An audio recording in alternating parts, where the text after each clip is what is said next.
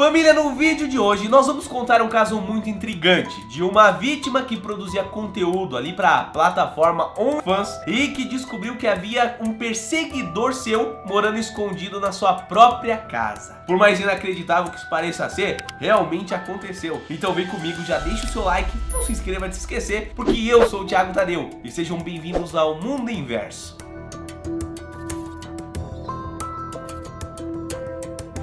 Esse caso aconteceu nos Estados Unidos e foi o drama, ou no caso, terror, que uma jovem modelo no OnlyFans passou por um sufoco ao descobrir que Maurício Damian Guerreiro, um rapaz que conheceu a jovem pelo aplicativo, invadiu a sua casa para que pudesse ali tirar fotos e gravar vídeos da garota enquanto ela estava dormindo. A jovem, que obviamente não quis divulgar o seu nome, disse que só percebeu o que estava acontecendo quando a sua mãe foi passar por uma semana morando com ela em viagem, onde ela reconheceu uns barulhos muito estranhos que a garota imaginou que poderia ser normais da própria casa. Dessa forma, galera, aquela era a primeira vez que a modelo estava morando totalmente por conta própria numa cidade longe dos seus pais. Então é natural que ela estivesse ainda meio que perdida com as coisas de uma casa. Porém, a sua mãe, que já estava acostumada, desconfiou prontamente desses barulhos, que definitivamente não eram normais. Além disso, como o stalker tinha o hábito de sair para se alimentar e utilizar ali a casa da jovem enquanto ela ia para a faculdade, naquela semana ele estava impossibilitado de sair por conta da mãe, que também ouvia ali os barulhos dos seus poucos movimentos. Só que, bom, como ninguém é de ferro, eventualmente não poder ter acesso à água e alimentos colocou o stalker numa situação muito complicada, que lhe forçou a ser mais arriscado para tentar pegar um alimento. Porém, ele acabou sendo visto pela mãe da jovem no processo, que o denunciou para a polícia, que foi até lá prendê-lo. Depois de preso, o stalker foi interrogado, onde a polícia tentou entender as suas motivações para invadir a casa. Segundo Maurício, ele tinha encontrado a jovem no seu perfil do OnlyFans e se apaixonou por ela. Porém, ele tinha medo de que jamais fosse ser correspondido, então ele achou que seria prudente persegui-la. Algo que vale lembrar que é um crime, até mesmo aqui no Brasil, tá? Teve uma lei finalmente colocada em prática em 2021. Então, você vê aí que nem faz tanto tempo assim que a legislação brasileira começou a tratar esse tipo de caso com mais seriedade. Bom, família, o stalker perde completamente a noção do espaço pessoal, tanto que nesse caso, Maurício chegou a fazer múltiplas cópias de chaves ali da casa da modelo, para que ele pudesse sair e entrar quando ele quisesse. No seu depoimento, o perseguidor contou que tinha chegado a invadir a casa dela 6 vezes naquele tempo, onde cada vez que ele retornava, trazia ali mais coisinhas para fazer a sua mudança permanente. O stalker também admitiu que estava planejando instalar câmeras escondidas, que seriam espalhadas pela casa da jovem, além de um chip de rastreamento que ele iria colocar na sua bolsa e carro, para saber os momentos que seria seguro sair enquanto ela estivesse longe do lugar. Ou seja, família, se não fosse a mãe da jovem ali para ver o invasor e denunciá-lo, esse perseguidor provavelmente teria se mantido fora do radar da garota por muito tempo. Talvez até o suficiente para lhe fazer uma instalação definitiva e poder ficar ali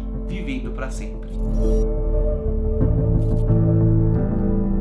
Bom, eu gostaria muito de poder dizer que o caso dessa modelo foi um evento isolado. Porém, na nossa sociedade, maníacos perseguidores são uma ameaça real, família. Principalmente depois do surgimento das redes sociais, né? Isso porque esse tipo de distúrbio sempre existe entre as pessoas. Porém, até na nossa era recente, quando um perseguidor ficava obcecado por alguém, ele teria como ter acesso a esse alguém pessoalmente. O que, por sua vez, faz com que ele tenha que se colocar em riscos para conseguir fazer o que quer. Hoje em dia, com a chegada das redes sociais, os perseguidores passaram a ter acesso a um catálogo de vida de suas vítimas, que em muitos casos acabam até compartilhando detalhes mais íntimos e pessoais da sua rotina com seus amigos. Há quem diga que é culpa da pessoa se expor assim na internet.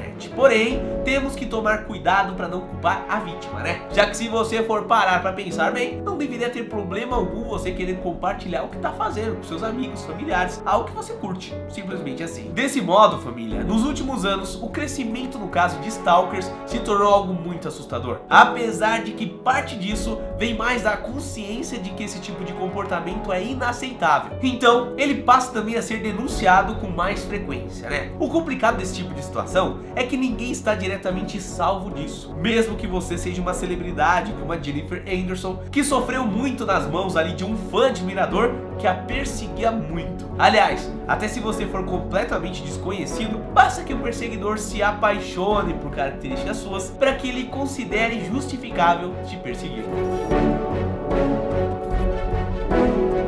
Agora, tratando por um ponto de vista levemente mais técnico, já que eu não sou especialista na área, tá? Já digo de cara, o termo stalker tem origem na língua inglesa e significa o ato de perseguir. No Brasil, o termo stalkear se tornou comum na internet, como uma prática que é até feita de forma saudável por muitas pessoas. Quem nunca foi ali numa página de um amigo ou alguém que você gosta só pra ver como tá a vida da pessoa, não é aquela fuçadinha de leve. Até aí, tudo bem, não tá causando mal nenhuma pra pessoa, a pessoa nem soube que você... Antigamente no Orkut dava pra saber, né? Agora nem dá mais pra saber, vida que segue. Porém, no caso dos perseguidores, eles levam isso ao extremo. Por mais que os casos tenham se tornado mais reconhecíveis hoje em dia, o transtorno foi classificado ainda na década de 80. Porém, naquela época eles se referiam mais aos casos que envolviam celebridades e seus seguidores, já que ainda não tinham compreendido que a perseguição também ocorre aos montes com pessoas comuns.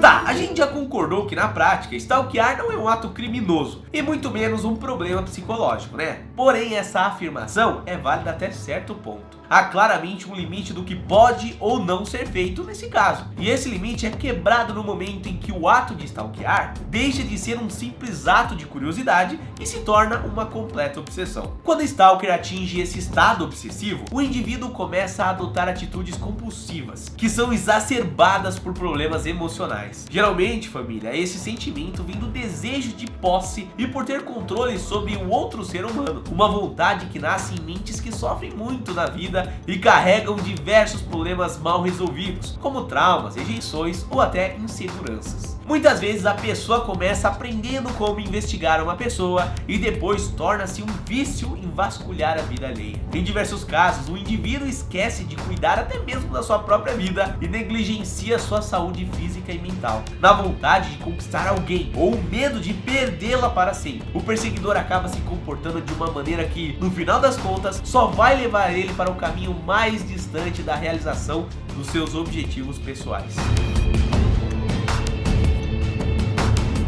Agora, para ajudar vocês a identificar um stalker em potencial, a gente precisa saber reconhecer quais são os tipos diferentes de stalkers que podem aparecer na vida, né? Nem todo stalker nasce igual e nem todos merecem ser tratados da mesma maneira, porque como você vai ver, cada caso é um caso. Primeiro temos o stalker circunstancial, que é uma pessoa que tipicamente não apresenta esse tipo de comportamento, porém por conta de um impacto emocional muito grande ali, aliado às suas fragilidades, levam eles a cometer esse tipo de comportamento. Esse tipo de stalker é geralmente mais comum de ser criado depois de um término de uma relação duradoura, ou não, né? Dependendo do caso. Onde o perseguidor não consegue lidar com a ideia do ocorrido e superar esse acontecimento, levando ele a perseguir a vida de alguém. Também temos os stalkers sociopatas ou psicopatas, que são um caso mais extremo ali de perseguidores, onde por serem incapazes de compreender as emoções e as regras de relações humanas, esses indivíduos recorrem na perseguição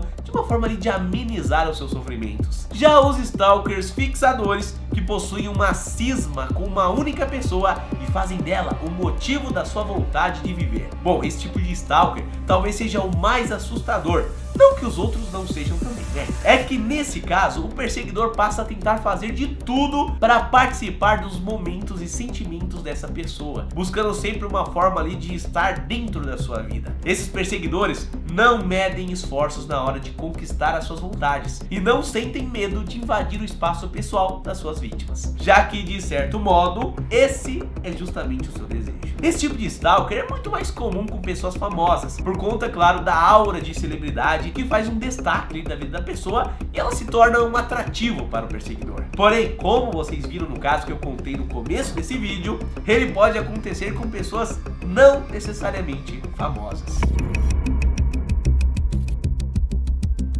Como percebemos, stalkear uma pessoa pode ser definido como um comportamento extravagante ali e que foge do controle dos indivíduos. Porém, as suas causas ainda estão sendo investigadas. Conforme a psicologia explica, muitos stalkers não conseguem lidar com suas perdas e frustrações, existindo ali um certo nível de desequilíbrio emocional, principalmente diante a uma rejeição ou qualquer outro motivo que cause insegurança, tristeza ou inferioridade. Sendo assim, eles se sentem motivados a estarem próximos a um indivíduo que os causa essa reação, porque assim procuram entender o porquê de tudo isso que eles estão sentindo. Os perseguidores sempre visualizam como está a rotina e o dia a dia dessas pessoas, algo que seria perfeitamente aceitável de fazer se eles realmente estivessem em um relacionamento. Isso até certo modo também, né? De um ponto de vista ali, stalker é quando você tá namorando aquela mina do condomínio, por exemplo, mas você não sabe se ela te namora, sabe qual é? Então você só fica, será que ela tá gostando de mim? Também você começa a observar ela. Isso pode-se dizer que é uma espécie de stalkear ali muito branda, muito leve, né? Um estudo feito em 2012 que foi publicado na revista Aggression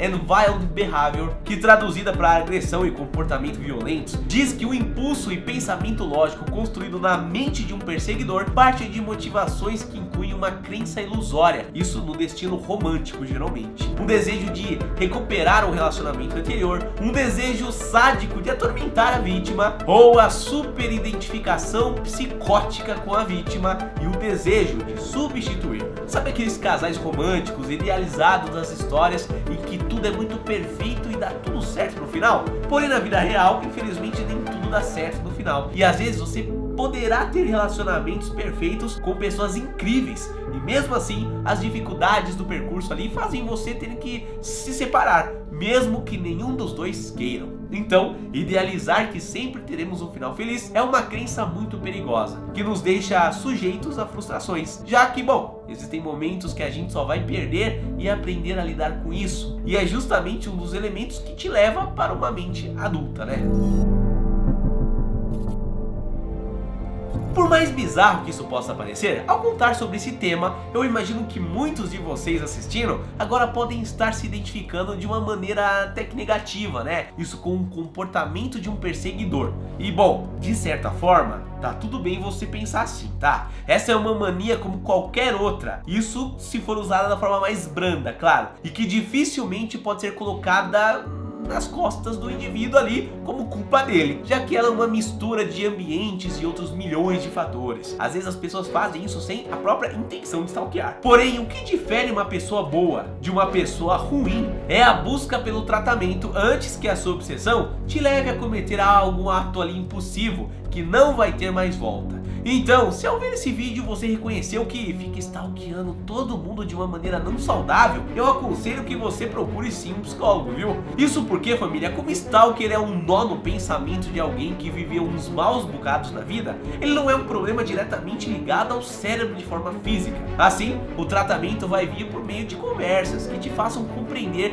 por que essa sensação e por que essas decepções fazem parte do processo de viver. O profissional psicológico fará isso por meio de busca de fontes ali dos seus problemas, comportamento, e vai ajudar muito você a se livrar dessa mania que com certeza está ocupando um espaço na sua vida de outras coisas fantásticas que você pode estar fazendo, né? Bom, família, esse vídeo vai ficando por aqui. Eu espero que você tenha gostado e compreendido melhor o que é stalkear, stalk, enfim, tudo isso, né? Esse vídeo aqui foi um vídeo informativo sobre um caso, mas eu também quis trazer um conhecimento a público de vocês. Se vocês gostaram, deixam aqui, indiquem para alguém que precisa ver esse vídeo e a gente se vê na próxima. Um abraço, fica bem e até lá. Valeu!